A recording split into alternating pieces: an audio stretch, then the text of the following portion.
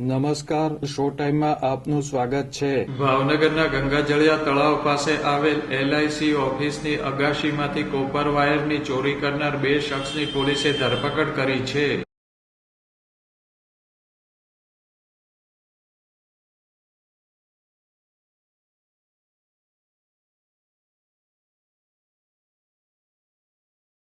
ગંગાજળિયા તળાવ પાસે આવેલ LIC ઓફિસની અગાશીમાં રાખેલા એસીના આઉટડોર યુનિટમાં લગાવેલા રૂપિયા 38,500ની કિંમતના 110 ફૂટ કોપર વાયરની ચોરી થઈ હતી.